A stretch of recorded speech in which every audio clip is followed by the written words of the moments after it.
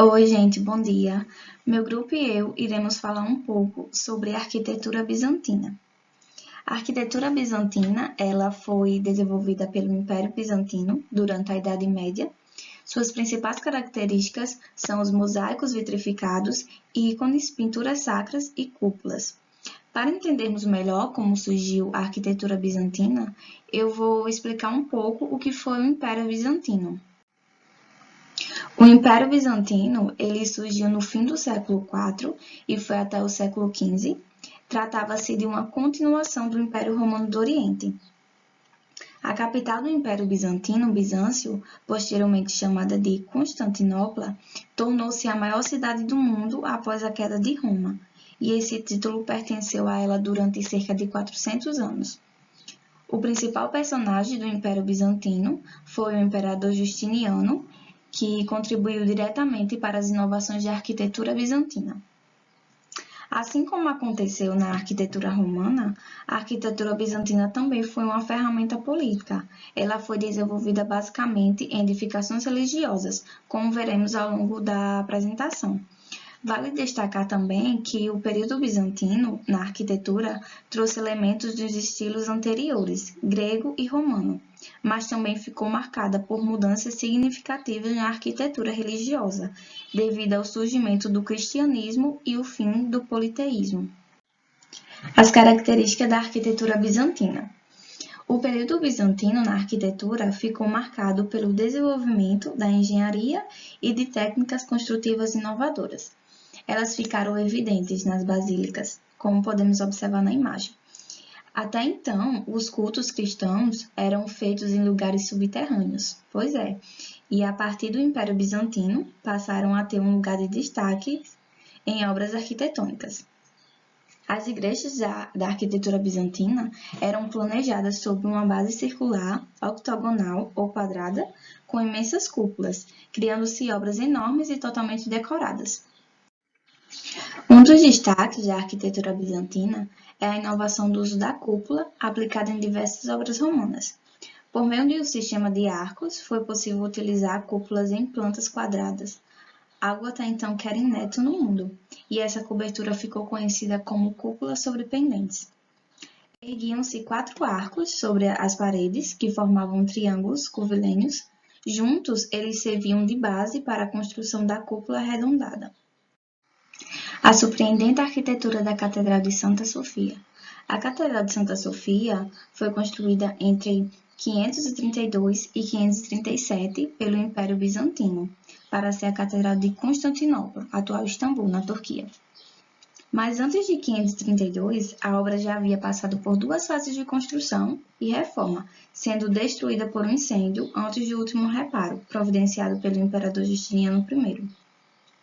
A Catedral de Santa Sofia, ela é considerada a mais importante obra da arquitetura bizantina e uma das mais revolucionárias da história da arquitetura. Essa obra-prima da arquitetura bizantina foi a maior catedral do mundo por quase 1000 anos, até que a Catedral de Sevilha fosse completada em 1520. A estrutura da Catedral de Santa Sofia é semelhante a uma basílica romana, com uma forma retangular. No meio fica um grande vão cercado por uma série de passagens laterais. Podem ver, o interior da Catedral de Santa Sofia, ele é revestido com mármore e repleto de mosaicos. Perfeito. E por ordem do imperador da época, Justiniano, 8 colunas coríntias foram desmontadas em Baalbek, no Líbano, e enviadas para Constantinopla para a construção da Santa Sofia. Nesse primeiro mosaico, representa a imagem da Virgem Maria entre Constantino e Justiniano. Já nesse segundo mosaico, representa o imperador Zoe na Catedral de Santa Sofia. Essa é a planta baixa da Catedral de Santa Sofia, e como vocês podem observar, ela é retangular, e sobre ela está a grande cúpula central de 31 metros de diâmetro e 55 metros de altura. A cúpula é perfurada com uma faixa de 40 janelas em arco, que criam iluminação zenital e dão leveza à estrutura. A religião no Império Bizantino. Bom, como tinham várias culturas, eles sentiam a necessidade de respeitar as várias nacionalidades, tendo um modelo pré-estabelecido. Então, escolheram a religião como alternativa de unidade. Predominantemente, o Império Bizantino era cristão, porém existiam várias formas de interpretação sobre o cristianismo.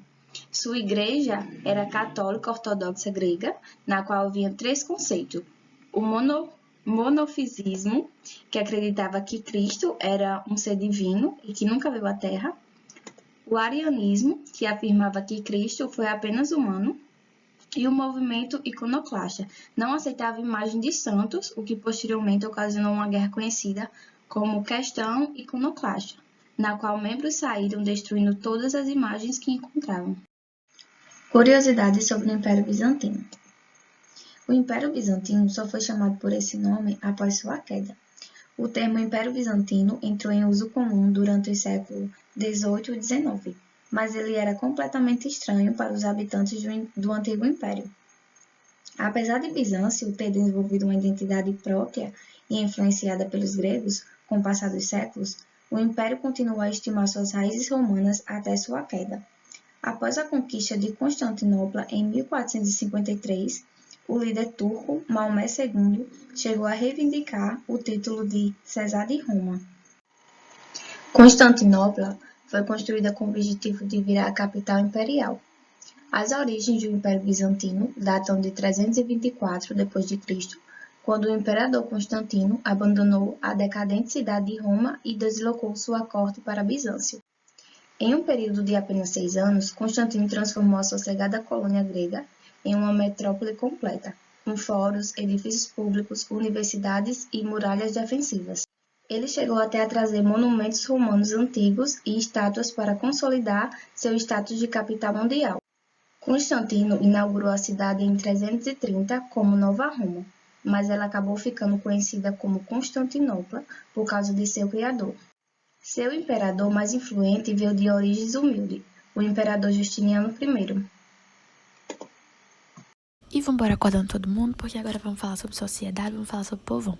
Então, eles eram divididos socialmente em nobreza, alto clero, propriedades de terras, comerciantes, artesãos, e a maior parte da população que era pobre, os camponeses, cultivavam as plantações do interior e pagavam tributos ao Estado, trabalhadores, oficinas e baixo clero. Oh, sofrência, meu Jesus! Era comum a população se entreter nos teatros e hipódromos, onde tinham espetáculos populares e corridas de cavalos. Os mais providos e a camada média valorizavam a educação, na qual, inclusive, as mulheres eram alfabetizadas. Oh! As mulheres faziam tecelagem e cosmetologia. Algumas também se dedicavam à vida política, como a imperatriz Teodora, que também executava medidas com seu marido Justiniano.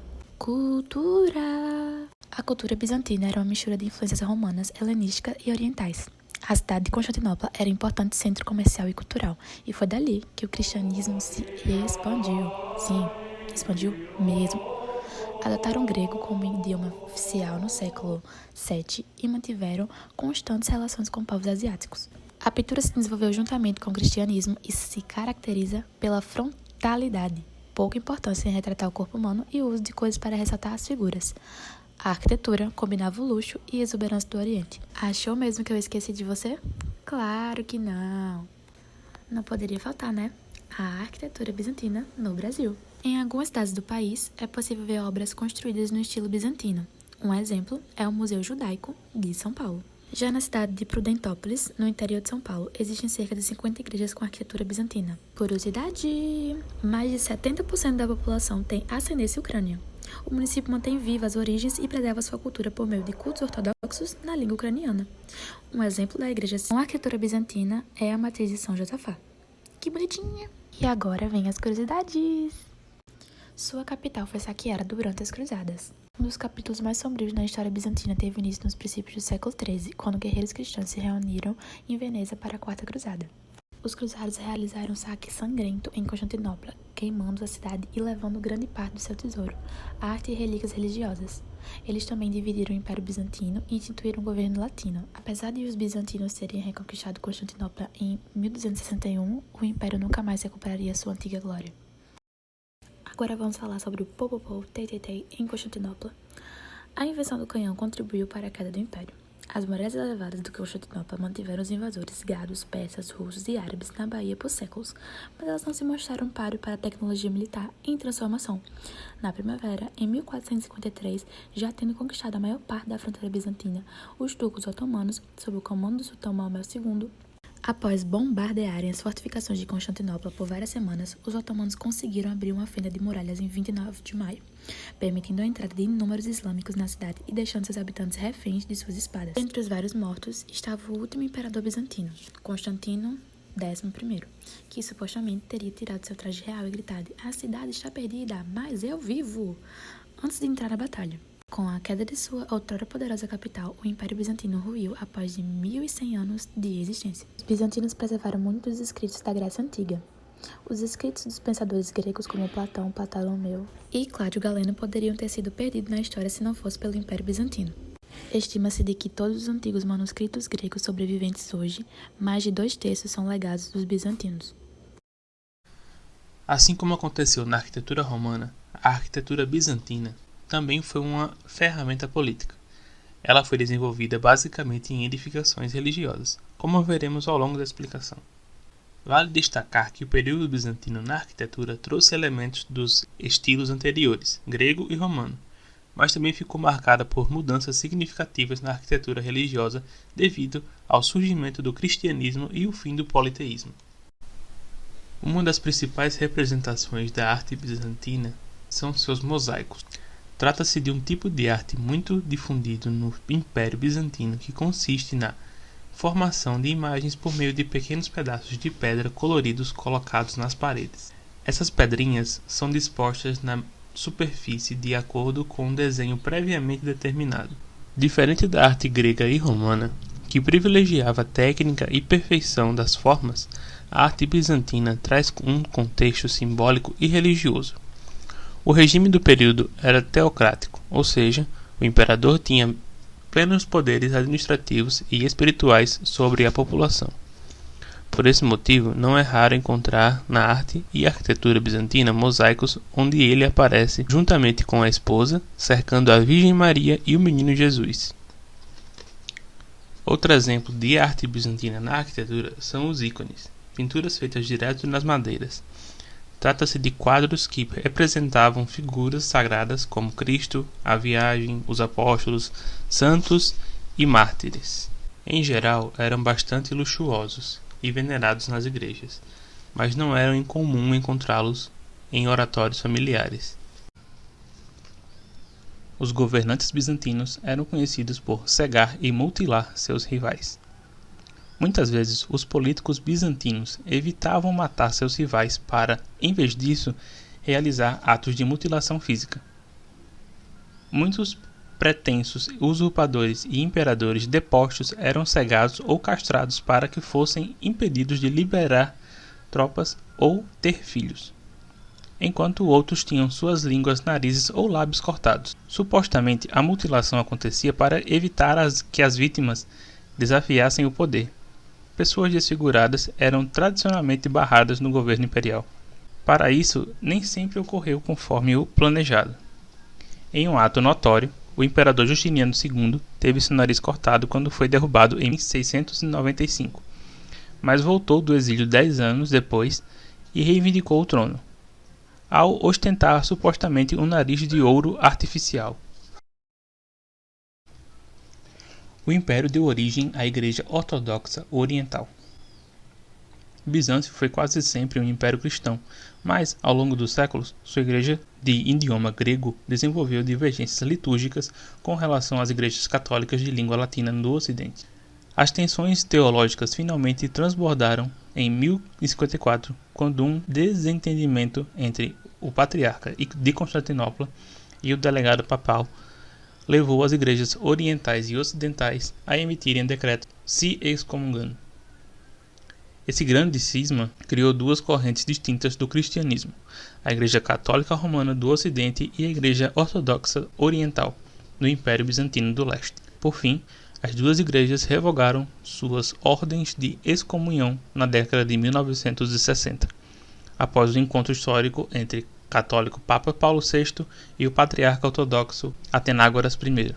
mas elas permanecem entidades separadas até hoje. Um motim causado por hooligans de corrida de brigas quase deixou o império de joelhos.